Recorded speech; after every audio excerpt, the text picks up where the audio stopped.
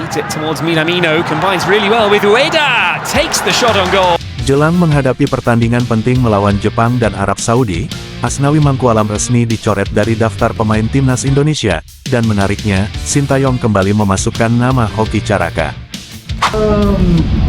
6월달까지는 그 정도의 조치라고 할수 있을 거라고 믿고 있고 이러면 내가 누가 직접 갔었던 Tak mau buang kesempatan di dua laga penting, akhirnya Sintayong angkat bicara soal target timnas Indonesia jelang berduel melawan Jepang dan Arab Saudi di Gelora Bung Karno.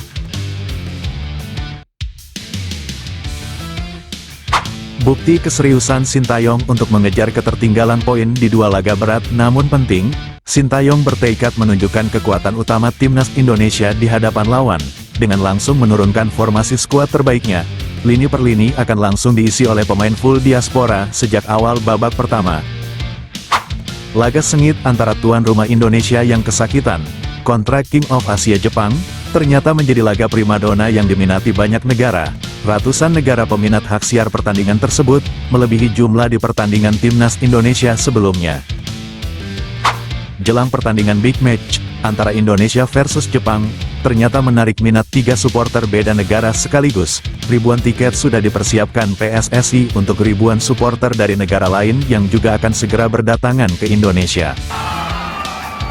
Sebelum kita bahas, mohon disimak hingga selesai, agar Anda dapat memahaminya secara utuh.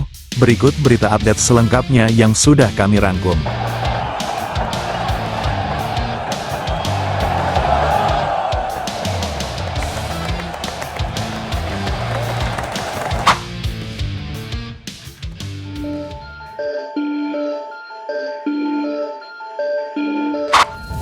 Jelang menghadapi pertandingan penting melawan Jepang dan Arab Saudi, Asnawi Mangkualam resmi dicoret dari daftar pemain timnas Indonesia, dan menariknya, Sintayong kembali memasukkan nama Hoki Caraka.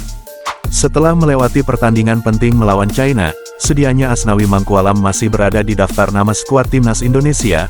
Saat melawan China, Asnawi Mangkualam bahkan langsung diturunkan sejak menit pertama untuk mengisi starter line up sayap kanan. Sepanjang pertandingan, permainan Asnawi cenderung gerusak-gerusuk dan tak memiliki visi bermain secara tim, seolah ia enggan mengoper bola pada semua rekan timnya. Dengan permainan ego tingkat tinggi bahkan terkesan bermain secara amburadul, dan menariknya, dengan permainan Asnawi yang sudah bisa dikatakan bermain secara hancur-hancuran, namun sayang, Sintayong justru memainkan Asnawi hingga 85 menit. Artinya Asnawi Mangkualam diberi kesempatan bermain dengan permainan egoisnya hampir full time, adapun Asnawi digantikan di menit 85, itu pun berkat teriakan para supporter Indonesia yang berada di Stadion Qingdao China. Mereka meneriakkan pada Sintayong agar Asnawi ditarik keluar. Dengan kelakuan fatal seorang pemain tim nasional yang enggan mengoper bola pada rekan timnya, terlebih ban kapten disematkan pada dirinya, keberadaan Asnawi disebut dapat menghancurkan kekompakan para pemain yang memiliki visi bermain secara tim dengan baik, dan pada akhirnya Asnawi Mangkualam resmi dicoret dari daftar pemain timnas Indonesia saat melawan Jepang dan Arab Saudi. Keputusan itu diambil oleh Sintayong, namun melalui pertimbangan sejumlah pihak yang juga ikut cawe-cawe, sebab jika tidak ada pihak lain yang ikut memberi saran pada Sintayong, besar kemungkinan, Asnawi Mangkualam tetap mengemban kapten timnas menggantikan JIS. Dari berita pemanggilan pemain yang resmi akan tampil melawan Jepang dan Arab Saudi, dicoretnya nama Asnawi, ada kemungkinan, Asnawi hanya dicoret di 2 laga melawan Jepang dan Saudi, namun ada kemungkinan lain yang lebih besar yang mungkin bersifat permanen. Bahkan sejumlah media mengatakan, Asnawi Mangkualam kini turun level untuk membela skuad Garuda di ajang Piala AFF dan SEA Games. Untuk kembali dapat bermain di skuad Garuda Senior Grade A, yang kini sudah diisi oleh para pemain berlevel Eropa, Asnawi setidaknya harus menunjukkan permainan yang baik secara konsisten. Bagaimana menurut Anda? Apakah sebaiknya Asnawi diberi kesempatan di timnas senior Grade A? Atau sebaiknya Asnawi bergabung dengan pemain Grade B yang akan tampil di Piala AFF? Silahkan beri pendapat pribadi Anda. Tak mau buang kesempatan di 2 laga penting, akhirnya Sintayong angkat bicara soal target timnas Indonesia jelang berduel melawan Jepang dan Arab Saudi di Gelora Bung Karno. Berikut ungkapan Sintayong, "Kami akan maksimalkan 2 laga penting ini. Kita akan memainkan laga dengan pemain serta penampilan terbaik kita. Walau akan menurunkan komposisi skuad serbaiknya, namun Sintayong juga mengatakan, pada faktanya, Jepang memiliki tim yang sulit dikalahkan. Namun bukan berarti tidak bisa dikalahkan. Kami akan buat kejutan di Gelora Bung Karno. Itulah ungkapan Sintayong. Ia juga menambahkan, bagaimanapun, kami sebelumnya punya sejarah baik saat main di kandang Arab Saudi. Kami akan buat guncangan besar di kandang sendiri saat menghadapi Jepang dan Saudi. Sintayong juga menambahkan bahwa, apapun yang terjadi, kami bertekad harus mengalahkan Saudi, yang merupakan tim yang memang harus dikalahkan dan sangat mungkin dikalahkan. Rasa optimis itu sekaligus untuk mewujudkan target untuk menjaga peluang lolos ke Piala Dunia. Itulah ungkapan Sintayong jelang hadapi Jepang dan Arab Saudi.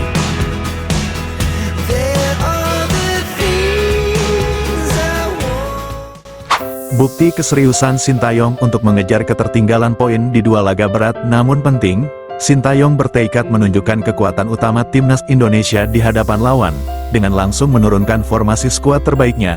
Lini per lini akan langsung diisi oleh pemain full diaspora sejak awal babak pertama. Pertandingan super penting menghadapi Jepang, ditambah dengan evaluasi serta penegasan PSSI pada Sintayong, agar ia lebih menyiapkan strategi secara matang, serius dan harus cerdas, agar target meraih poin di dua laga melawan Jepang dan Arab Saudi bisa dapat terwujud. Sintayong tampaknya memilih pendekatan tanpa melakukan eksperimen, dengan langsung menurunkan full pemain diaspora, untuk mengisi lini per lininya dalam formasi skuad Garuda. Pendekatan strategi tanpa eksperimen itu, dengan langsung menurunkan pemain full diaspora akan langsung diterapkan Sintayong sejak awal pertandingan. Keputusan ini merujuk pada pernyataannya yang akan tampil maksimal di dua laga tersebut, yang mana Sintayong sendiri mengakui, sejauh ini, pemain lokal yang mampu tampil maksimal dan konsisten, hanyalah Rizky Ridho, sedangkan pemain lainnya, seperti Asnawi, Witan Sulaiman, Egy Maulana Fikri dan pemain lainnya, sulit untuk bermain baik secara konsisten, dengan langsung menurunkan full para pemain yang berkompetisi di Liga Eropa, dengan gaya permainan serta visi bermain yang sangat baik untuk timnas Indonesia. Hal itu menunjukkan bahwa niat pelatih asal Korea Selatan tersebut untuk menampilkan kekuatan terbaik timnas Indonesia di hadapan Jepang dan Arab Saudi. Sintayong dengan materi pemain yang menunjang akan memaksimalkan seluruh potensi pemain diaspora, dengan tuntutan serta tanggung jawab besar dari PSSI serta publik Indonesia, membuat Sintayong sangat mempertimbangkan untuk kembali bereksperimen di laga penting, tidak lagi melakukan coba-coba dengan formasi atau pemain yang penampilannya masih dipertanyakan. Sintayong diberi target setidaknya meraih 4 poin dari dua laga melawan Jepang dan Saudi. Dengan cara menurunkan pemain full diaspora, Sintayong diharap dapat menerapkan strategi secara matang dan cerdas, demi meningkatkan peluang kompetitif menghadapi tim kelas dunia yang sangat tangguh seperti Jepang. Sintayong dengan skuad yang dipenuhi pemain berkualitas Eropa, seharusnya mampu memanfaatkan keunggulan para pemainnya untuk setidaknya dapat meraih hasil imbang bahkan meraih kemenangan di kandang sendiri. Memainkan pemain diaspora yang mayoritas memiliki pengalaman bermain di Liga Eropa dan Asia diharapkan mampu membawa dimensi berbeda dalam kualitas permainan timnas.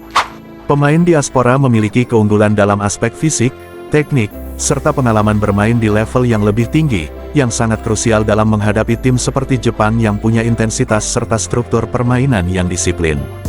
Dengan keputusan Sintayong ini, Indonesia memiliki kesempatan lebih baik dalam hal kecepatan, fleksibilitas taktik, dan mental bertanding. Langkah ini juga menunjukkan bahwa pelatih menyadari pentingnya momentum dan stabilitas di laga penting, menghindari rotasi yang berpotensi mengurangi efektivitas.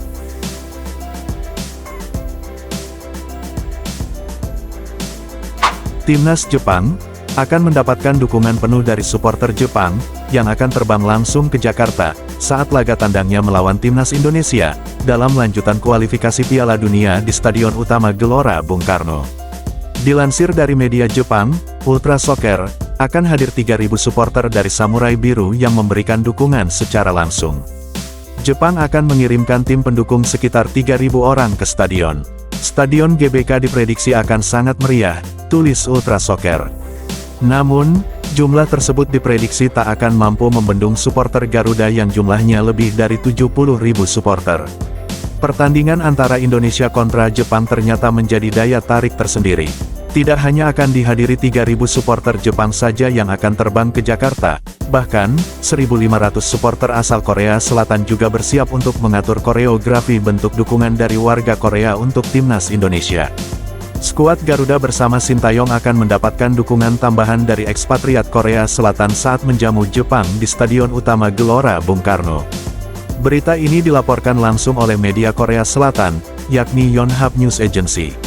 Ekspatriat Korea di Indonesia akan bergabung dengan supporter lokal Indonesia untuk yel-yel bersama meneriakkan dukungan pada Indonesia saat menghadapi Jepang. Hal itu dikonfirmasi langsung oleh Ketua Komunitas Ekspatriat Korea, Song Chang-geun. Dukungan ini merupakan inisiatif langsung untuk Sintayong. Mereka menyiapkan 1.500 tiket seharga 60.000 won, atau setara 600.000 per lembarnya untuk pertandingan tersebut. Berikut ungkapan Song, yang merupakan ketua supporter Korea untuk Indonesia. Sejak Sintayong menjadi pelatih timnas Indonesia, kecintaan masyarakat Indonesia terhadap Korea meningkat pesat, kata Song Chang-geun. Dia berharap kolaborasi ini dapat memperkuat hubungan antara Korea dan Indonesia, yang memiliki sejarah bersama sebagai mantan jajahan Jepang. Dari euforia ketiga negara tersebut, seperti Indonesia, Jepang dan Korea, ternyata berita ini menjadi trending di benua Eropa bahkan Amerika. Begitu kental hubungan ketiga negara tersebut, hingga Korea dan Jepang akan turut serta memeriahkan laga penting antara Indonesia kontra Jepang. Diketahui, lebih dari 141 negara dari berbagai benua sudah membeli hak siar pertandingan ini. Jumlah itu diperkirakan akan bertambah seiring jadwal pertandingan yang semakin dekat. Duel sengit ini akan sangat menarik, sebab kedua tim akan sama-sama ngotot untuk meraih kemenangan.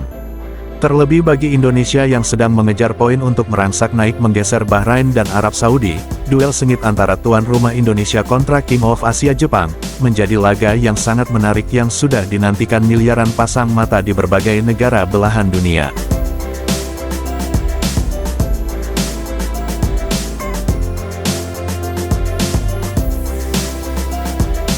Sebelum meninggalkan tayangan ini, silakan Anda subscribe channel YT Real ini, agar Anda terus mendapatkan berita perkembangan serta informasi jadwal pertandingan Timnas Indonesia selanjutnya. Sampai jumpa di tayangan berikutnya, bye YT Real.